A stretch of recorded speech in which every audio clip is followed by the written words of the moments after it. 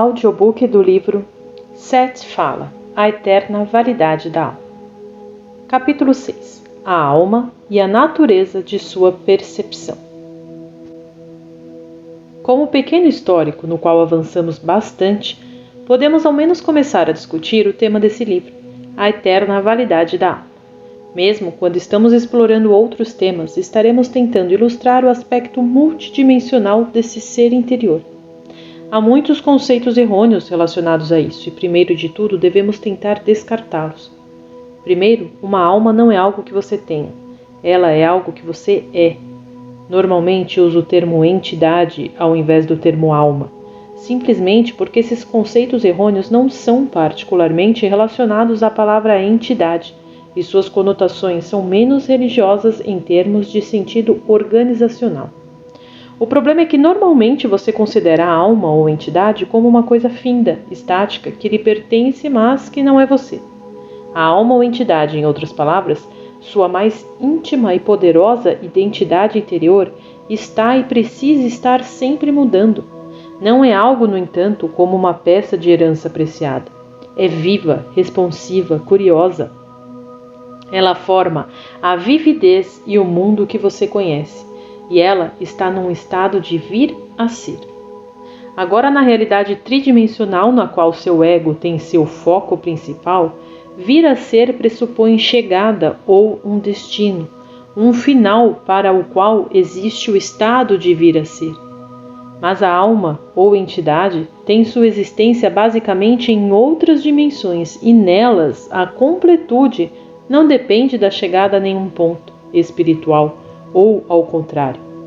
A alma ou entidade está sempre num estado de fluxo ou de aprendizado e de desenvolvimentos que tem a ver com a experiência subjetiva mais do que com o tempo ou espaço.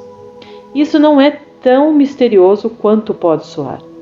Cada um de meus leitores joga um jogo no qual a consciência egoísta do eu finge não saber o que o eu completo definitivamente sabe, considerando que o ego é definitivamente uma parte do eu completo.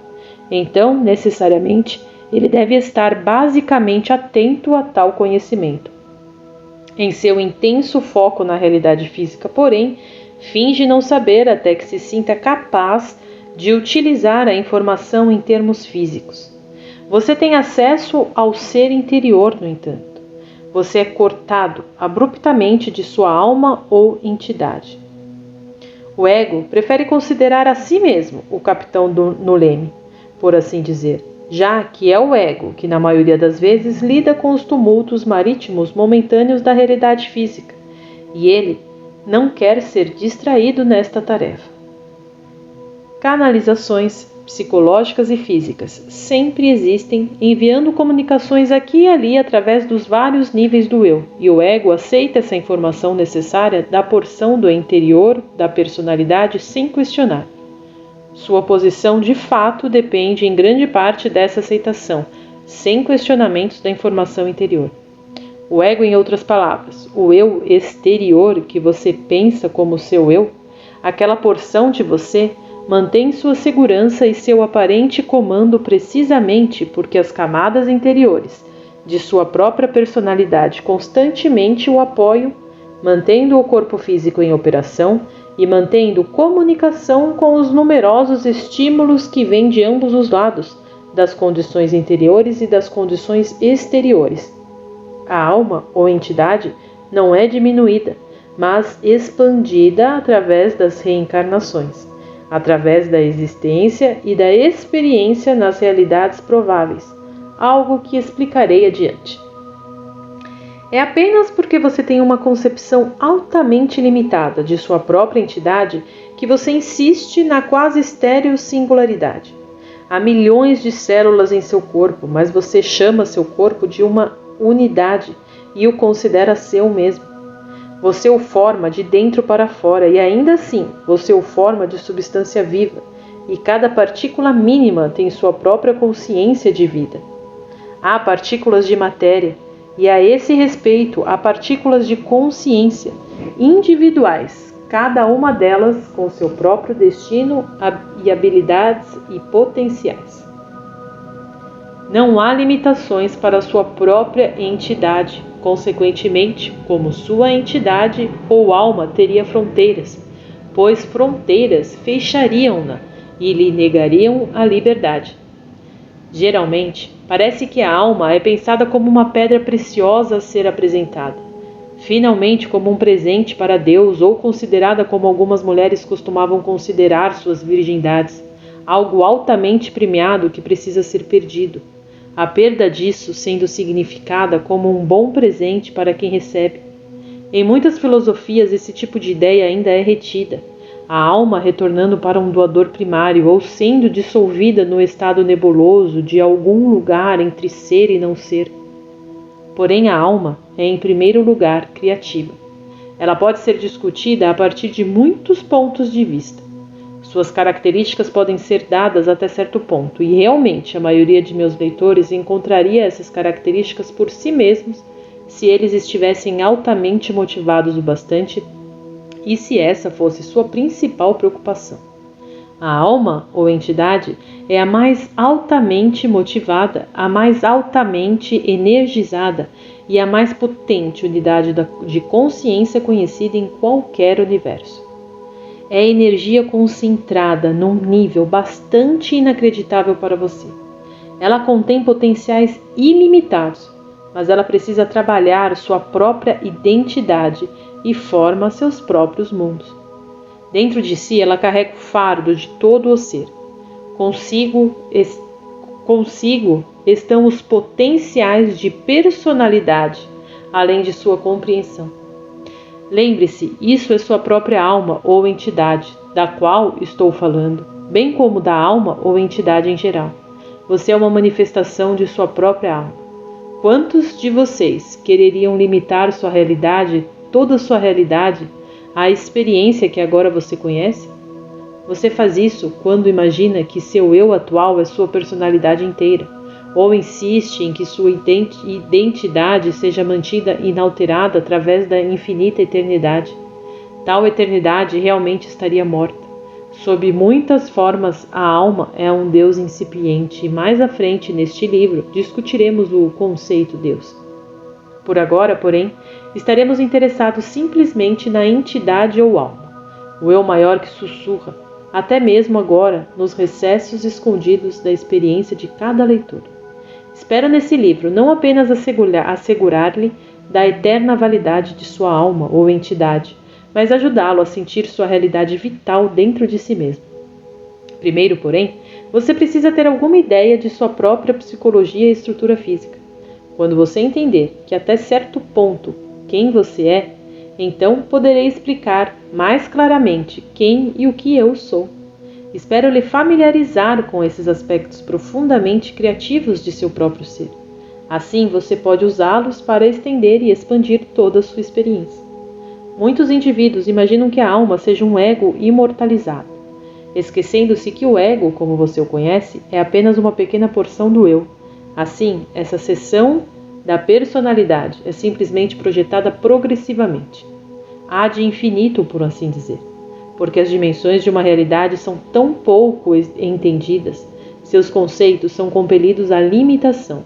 Ao considerar imortalidade, o gênero humano parece esperar por um desenvolvimento egoísta e ainda ele contesta a ideia de que tal desenvolvimento pode envolver mudança.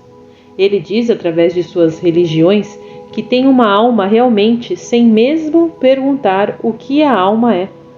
E frequentemente, ele parece considerar novamente a alma como um objeto de sua possessão. Agora, a personalidade, mesmo como você a conhece, constantemente muda, e nem sempre de modos antecipados. Frequentemente, na realidade, de modos imprevisíveis, você teima em focar sua atenção sobre as semelhanças que são tecidas através de seu próprio comportamento. E sobre essas semelhanças, você constrói uma teoria de que o eu segue um padrão que você, ao contrário, transpôs. E o padrão transposto lhe impede de ver o eu como ele realmente é. Então, você também projeta esse ponto de vista distorcido em sua concepção da realidade da alma. Então, você pensa na alma, sobre a luz de concepções errôneas que você mantém considerando até mesmo a natureza de seu eu mortal. Até mesmo o eu mortal, você vê, é mais milagroso e maravilhoso do que você percebe e possui muito mais habilidades do que você imputa a ele. Você ainda não entende a verdadeira natureza da percepção, nem mesmo no que o eu mortal está interessado, e por isso você mal pode entender as percepções da alma, pois a alma, acima de tudo, percebe e cria. Lembre-se novamente que você é uma alma agora. A alma dentro de você, portanto, está percebendo agora.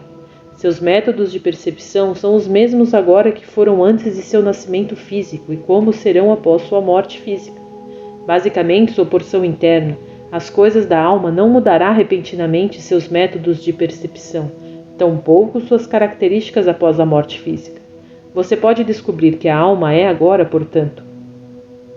Ela não é algo esperando por você em sua morte, tampouco algo que você precisa salvar ou remir, e ela também não é algo que você possa perder. O termo perder ou salvar sua alma tem sido grosseiramente mal interpretado e distorcido, pois ela é a sua parte que realmente é indestrutível.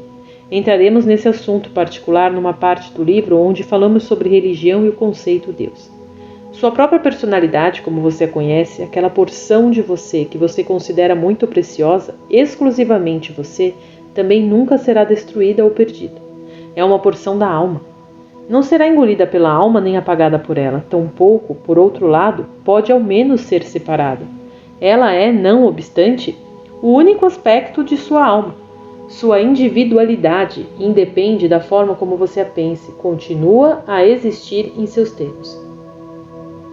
Ela continua a crescer e a se desenvolver, mas seu crescimento e desenvolvimento são altamente dependentes de sua realização, que, embora seja distinta e individual, é também uma manifestação da alma. Na extensão em que ela entende isso, ela aprende a se desdobrar em criatividade e a usar essas habilidades que são inerentes a ela. Agora, infelizmente, seria muito mais fácil simplesmente lhe dizer que sua individualidade continua a existir e deixar por isso. Embora isso compusesse uma parábola bastante razoável, foi dito dessa forma particular antes e há perigos na mesma simplicidade do conto. A verdade é que a personalidade que você é agora e a personalidade que você tem sido e será, nos termos em que você entende tempo, todas essas personalidades são manifestações da alma, da sua alma. Sua alma, então, a alma que você é, a alma de quem você é parte, essa alma é um fenômeno muito mais criativo e miraculoso do que você previamente supôs. E quando isso não é claramente entendido, e quando o conceito é enfraquecido em causa da simplicidade, como mencionado anteriormente, então a intensa vitalidade da alma nunca pode ser entendida. Sua alma, então, possui a sabedoria, a informação e o conhecimento que é parte da experiência de todas essas outras personalidades. E você tem dentro de si o acesso a essa informação, mas apenas se você percebe a verdadeira natureza de sua realidade. Deixe-me enfatizar novamente que essas personalidades existem independentemente do íntimo e são partes da alma. E cada uma delas é livre para criar e se desenvolver. Há uma comunicação interna, porém, e o conhecimento de uma está disponível para qualquer outra. Não depois da morte física, mas agora, em seu momento presente. Agora, a própria alma, como mencionado anteriormente, não é estática. Ela cresce e se desenvolve até mesmo através da experiência dessas personalidades que a compõem, e ela é, para ser tão simples quanto possível, mais do que a soma de suas partes. Agora, não há nenhum sistema fechado na realidade. Em seu sistema físico, a natureza de suas percepções limita a sua ideia de realidade até certo ponto, porque você, propositalmente, decide focar dentro de um determinado local. Mas, falando basicamente, a consciência nunca pode ser um sistema fechado, e todas as barreiras de tal natureza são ilusão. Então, a própria alma não é um sistema fechado. Porém, quando você considera a alma, você normalmente pensa nela em tal luz, inalterável, uma fortaleza física ou espiritual. Mas fortalezas não apenas mantêm invasores distantes, elas também previnem a expansão e o desenvolvimento. Há muitos assuntos aqui, muito difíceis de expressar em palavras, pois você é tão temeroso de seu senso de identidade que resiste à ideia de que a alma, por exemplo, é um sistema espiritual aberto, um poço de energia de criatividade que se lança em todas as direções, e ainda é realmente este o caso. Digo-lhe isto e ao mesmo tempo o lembro de que sua personalidade presente nunca é perdida. Agora, outra palavra para a alma é entidade. Você vê? Não é uma simples questão de lhe dar uma definição de uma alma ou entidade, para ao menos ter um vislumbre em termos lógicos de que você a entenderia em termos espirituais, psíquicos e eletromagnéticos, e entendesse a natureza básica da consciência, bem como da ação. Mas você pode intuitivamente descobrir a natureza da alma ou entidade, e de muitos modos o conhecimento intuitivo é superior a qualquer outro tipo. Uma condição prévia para tal compreensão intuitiva da alma é o desejo de alcançá-la. Se o desejo for bastante forte, então você será conduzido automaticamente a experiências que resultarão em conhecimento vívido, inconfundivelmente subjetivo. Há métodos que o permitirão fazer isto, e eu lhe darei alguns, mas ao fim deste livro. Por agora, eis um exercício bastante efetivo, mais simples. Feche seus olhos após ter lido este capítulo, nesse ponto, e tente sentir dentro de você a fonte de poder da qual sua própria respiração e forças de vida vêm. Alguns de vocês farão isto com um sucesso na primeira tentativa. Outros podem levar mais tempo. Quando você sentir dentro de si mesmo essa fonte, então tente sentir este fluxo de poder externo através de todo o seu ser físico, através das pontas dos dedos das mãos e dos pés, através dos poros de seu corpo, em todas as direções, consigo mesmo como centro. Imagine os raios sem diminuí-los, alcançando através das folhagens e das nuvens acima, através do centro da terra abaixo, estendendo-se até mesmo para alcances mais distantes do universo. Agora, não quero dizer que esse seja um exercício meramente simbólico, pois embora ele possa começar com a imaginação, ele é baseado em fatos, e as emanações de sua consciência e a criatividade de sua alma alcançam o externo realmente dessa maneira. O exercício lhe dará alguma ideia da verdadeira natureza, criatividade e vitalidade da alma, a partir da qual você pode tirar sua própria energia, da qual você é uma porção individual e única. Esta discussão não tem a intenção de ser uma apresentação esotérica com um pouco de sentido prático em sua vida diária. O fato é que enquanto você mantém conceitos limitados de sua própria realidade, então você não pode praticamente tirar vantagem de muitas habilidades que são suas. E embora você tenha um conceito limitado da alma, em certo ponto você se priva da fonte de seu próprio ser e da criatividade. Agora estas habilidades operam, saiba você disso ou não, mas frequentemente elas operam a despeito de você. Melhor ainda, com sua cooperação consciente, frequentemente quando você se pega usando-as, você se torna amedrontado, desorientado ou confuso. Não importa o que lhe foi ensinado, você precisa entender, por exemplo, que basicamente falando, percepções não são físicas na forma como o termo é comumente usado. Se você se pegar percebendo a informação através de outros que não sejam seus sentidos físicos, então você precisa aceitar o fato de que essa é a forma como a percepção trabalha. O que frequentemente acontece é que sua concepção de realidade é tão limitada que você teme sempre que percebe qualquer experiência que não se ajusta à sua concepção. Agora não estou falando meramente das habilidades livremente chamadas de percepção extrasensorial. Essas experiências lhe parecem extraordinárias apenas porque você negou por muito tempo a existência de qualquer percepção que não vinha através dos sentidos físicos. A denominada percepção extrasensorial lhe dá uma ideia crua e distorcida das formas básicas, nas quais o ser interior recebe a informação. Mas os conceitos construídos ao redor da percepção extrasensorial são, no mínimo, próximos da verdade e, como tais, representam um aperfeiçoamento sobre a ideia de que toda percepção é basicamente física. Agora, é quase impossível separar uma discussão sobre a natureza da alma de uma discussão sobre a natureza da percepção. Muito brevemente, deixe-nos revisar alguns pontos. Você forma a matéria física e o mundo físico que você conhece. Na verdade, pode ser dito que os sensos físicos criam o mundo físico. Nisso, eles o forçam a perceber um campo disponível de energia em condições físicas e impõem um padrão altamente especializado neste campo de realidade.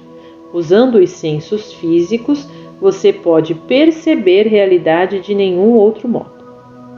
Na verdade, pode ser dito que os sentidos físicos criam o mundo físico, no qual o forçam a perceber um campo disponível de energia em termos físicos e impõem um padrão altamente especializado neste campo de realidade. Usando os sentidos físicos, você pode perceber a realidade sob nenhum outro modo. Esta percepção física não altera a percepção livre, nata, básica, que é a característica do ser interior, a porção do ser interior da alma que está dentro de você. O ser interior conhece sua relação com a alma. Ele é uma porção do eu que atua, você diria, como um mensageiro entre a alma e a personalidade presente. Você precisa também perceber que, embora eu use termos como alma ou entidade, ser interior e personalidade presente, faço isso apenas em causa da conveniência, pois um é parte do outro. Não há nenhum ponto onde um comece e outro termine. Você pode ver isso facilmente por si mesmo se você considerar a forma com a qual os psicólogos usam os termos ego, subconsciente e até mesmo inconsciente. O que parece subconsciente num instante pode ser consciente no próximo. Um motivo inconsciente pode também ser consciente num certo ponto.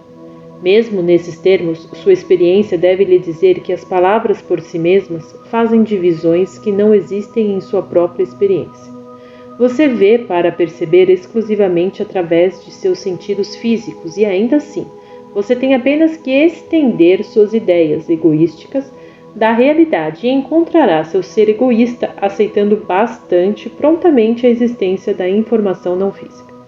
Quando isso acontece, suas próprias ideias sobre sua própria natureza mudarão automaticamente e se expandirão, pois você removeu as limitações de seu crescimento.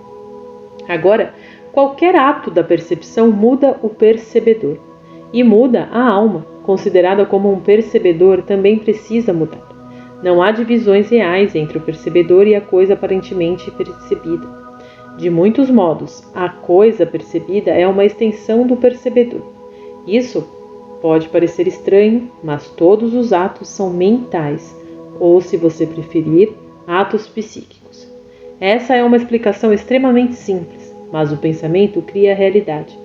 Então, o criador do pensamento percebe o objeto e não entende a conexão entre si mesmo e a coisa aparentemente separada. Essa característica de materializar pensamentos e emoções em realidades físicas é um atributo da alma. Agora, em sua realidade, esses pensamentos são feitos físicos. Em outras realidades, eles podem ser construídos de uma forma inteiramente diferente.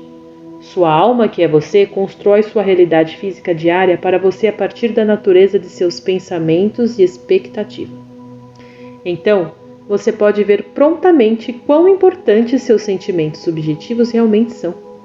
Este conhecimento de que o seu universo é construção de ideia pode imediatamente lhe dar pistas que o permitem mudar seu ambiente e as circunstâncias vantajosamente. Quando você não entende a natureza da alma e não percebe que seus pensamentos e sentimentos formam a realidade física, então você se sente impotente para mudar isto. Em capítulos posteriores deste livro, espero lhe dar algumas informações práticas que lhe permitirão alterar praticamente a mesma natureza e estrutura da vida diária. A alma percebe toda a experiência diretamente. A maioria das experiências da qual você está atento vem empacotado em envoltório físico e você pega o envoltório pela experiência em si mesmo e não pensa em olhar dentro do pacote. O mundo que você conhece é um monte de materializações infinitas deduzido pela consciência, e como tal é válido. Porém, a alma não precisa seguir as leis e princípios que são uma parte da realidade física. E isto não depende da percepção física. As percepções da alma são de atos e eventos que são mentais, que mentem, por assim dizer, sobre eventos físicos, como você os conhece. As percepções da alma não são dependentes do tempo, porque o tempo é uma camuflagem física e não se aplica à realidade não física. Agora é difícil lhe explicar como a experiência direta na verdade trabalha, pois ela existe. Um campo totalmente perceptivo, inocente das pistas físicas como cor, tamanho, peso e sentidos, como os quais são percepção física é vestida. Palavras são usadas para contar uma experiência, mas elas obviamente não são a experiência que tentam descrever. Sua experiência subjetiva física é tão envolvida com os pensamentos em palavras, no entanto, que é quase impossível para você conceber uma experiência que não seja um pensamento orientado através de palavras. Agora, cada evento ao qual você está atento já é uma tradução de um evento interior, um evento psíquico ou mental que é percebido diretamente pela alma, mas traduzido pelas porções fisicamente orientadas do eu em termos de sentidos físicos. Sem contar que a alma não requer um corpo físico para os propósitos da percepção, que a percepção não é dependente dos sentidos físicos, que a experiência continua, esteja você nessa vida ou noutra, e também que os métodos básicos da percepção da alma estão também operando com você agora mesmo em que você está lendo este livro. Sua experiência no sistema físico é dependente da forma física e dos sentidos físicos, novamente porque eles interpretam a realidade e traduzem-na em informações físicas. Algumas sugestões da experiência direta da alma podem ser ganhas através do não uso momentâneo dos sentidos físicos. Recusando-se a usá-los como percebemos e usando outros métodos. Agora você faz isso de um certo ponto no estado de sonho, mas mesmo aí, em muitos sonhos, você ainda tende a traduzir a experiência em termos físicos alucinatórios. A maioria dos sonhos dos quais você se recorda é dessa natureza. Em certos níveis do sono, no entanto, a percepção da alma opera relativamente livre de obstáculos. Você bebe, por assim dizer, do puro bem da percepção. Você se comunica com os níveis de seu próprio ser e com a fonte de sua criatividade. Estas experiências, não sendo traduzidas fisicamente, não permanecem de manhã. Você não se lembra delas como sonhos. Sonhos, no entanto, podem ser formados da informação adquirida durante o que chamaremos de profundidade da experiência. Esses não serão exatos ou com uma tradução próxima da experiência, mas mais próximos da natureza de parábolas do sonho, uma coisa inteiramente diferente. Agora, esse nível particular de consciência, ocorrido no estado de sono, não foi definido por seus cientistas. Durante esse nível, energia é gerada, que faz com que o estado de sonho em si mesmo seja possível. Se você não pode ser encontrado, nem mesmo por você mesmo, dentro de seu corpo, então onde está essa sua identidade que reivindica manter as células e órgãos como seus mesmos? Sua identidade, obviamente, tem alguma conexão com seu corpo, já que você não tem problema em distinguir entre seu corpo e a cadeira, digamos, sobre a qual você pode sentar. De uma maneira geral, a identidade da alma pode ser vista a partir do mesmo ponto de vista.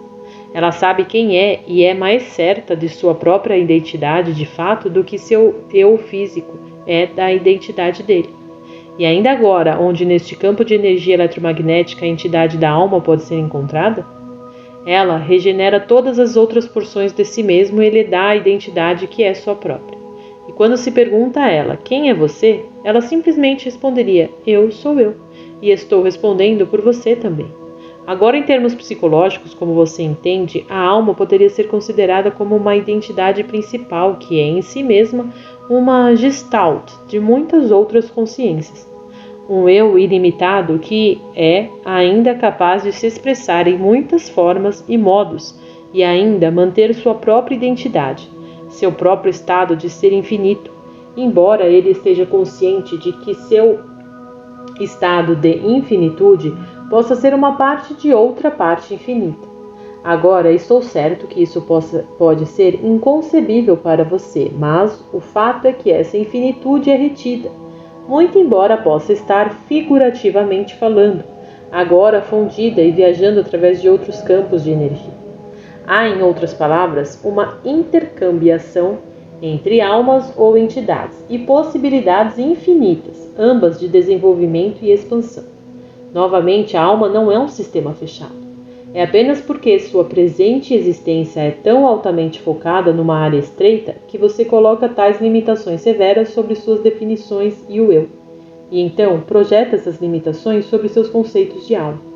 Você se preocupa com sua identidade física e limita a extensão de suas percepções por medo de não poder lidar com mais e reter o que compõe seu eu. A alma não é temerosa de sua identidade. Ela é segura sobre si mesma. De fato, ela se preocupa. Ela não teme ser oprimida pela experiência da percepção.